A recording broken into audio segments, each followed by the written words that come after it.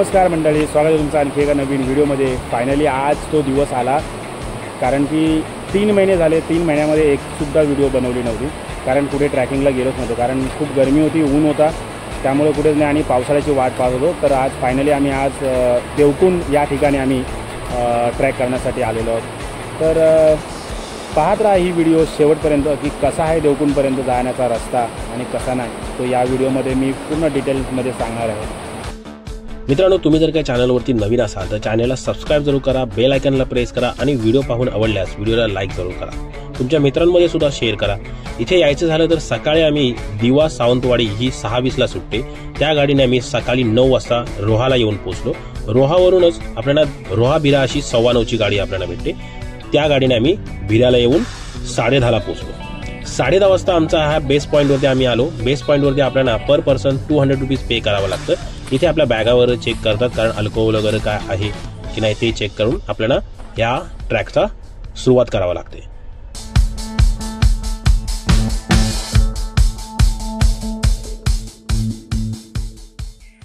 इथून येता येता आपण जिथून ट्रॅक सुरुवात करतो त्याच ठिकाणापासून आपल्याला भिरा डॅम हा आपल्याला पाहायला मिळतो आणि तिथूनच हा अगदी भिरा डॅमच्या बाजूबाजूने आपल्याला जायला रस्ता आपल्याला मिळतो।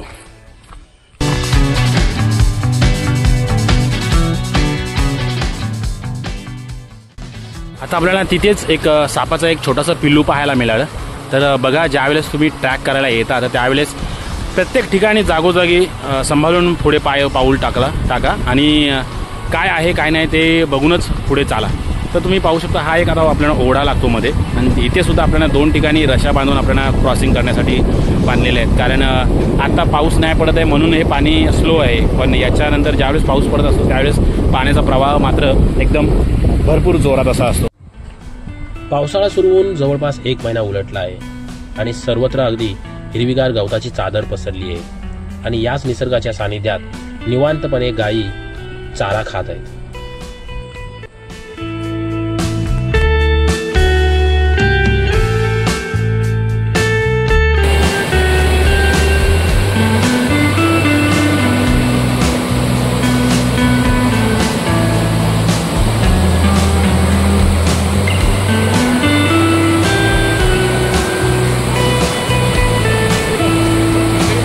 इथून आपल्याला हा तुम्ही बघू शकता की हा ब्रिज किती उंचावर बांधण्यात आलेला आहे, म्हणजे इथे पाण्याचा प्रवाह जोरात असणार आहे।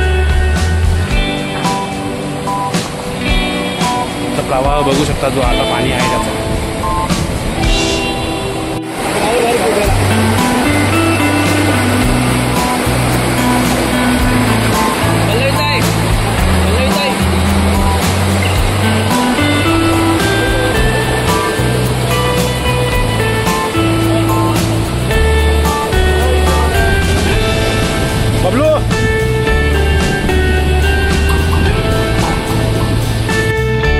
ट्रॅक करायचं म्हटलं ना, देवकुंडला यायचं झालं तर भिरा या गावापासून आपल्याला मित्रांनी सांगितलं की 1-1.5 तास जाईल, पण आता आम्ही 10:30 वाजता बरोबर ट्रॅक सुरुवात केली होती।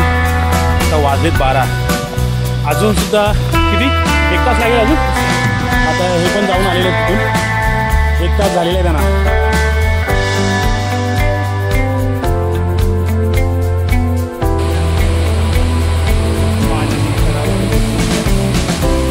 फायनली आपण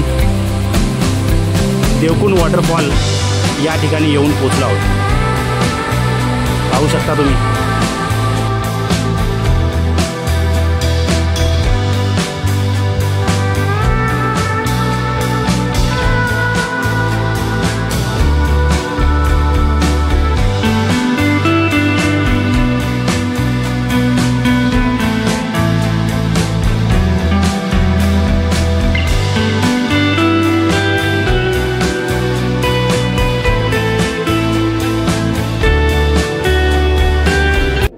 एकाच महिन्यामध्ये झाडांवरती सुद्धा शेवाळ येऊन राहिली होती। 12:30 ते 1:45 पर्यंत आम्ही वॉटरफॉलमध्ये मजा केली आणि परतीच्या प्रवासासाठी आम्ही निघायला सुरुवात केली, कारण 5:15 वाजता आम्हाला माणगावहून परतीची प्रवासासाठी ट्रेन पकडायची होती। कारण या ठिकाणी यायला तुम्हाला येण्यासाठी गाड्या आहेत, पण जाण्यासाठी इथून गाड्या खूप कमी आहेत. जाण्यासाठी तुम्हाला इथून गाडी मिळतच नाही आहे, म्हणून तुम्हाला प्रायव्हेट गाडीकडूनच तुम्हाला जावं लागेल.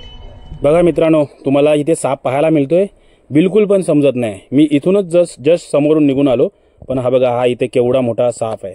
कमीत कमी एक 1.5 ते 2 फुटाचा हा मोठा साप आहे. फक्त एवढंच की त्याने काहीतरी खाल्लेलं आहे, हे इथे तुम्ही पाहू शकता.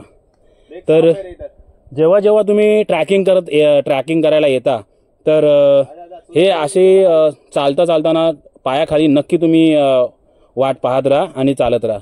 कारण जर का असं ट्रॅकिंग करते वेळी जर काय जंगलामध्ये जर का तुम्हाला असा कुठे साप आढळला आणि जर का त्यांनी बाईट कधी घेतलं तर भरपूर मोठा प्रॉब्लेम होऊ शकतो. तर सांभाळून ट्रॅक करत राहा आणि निसर्गाचा आनंद घेत राहा.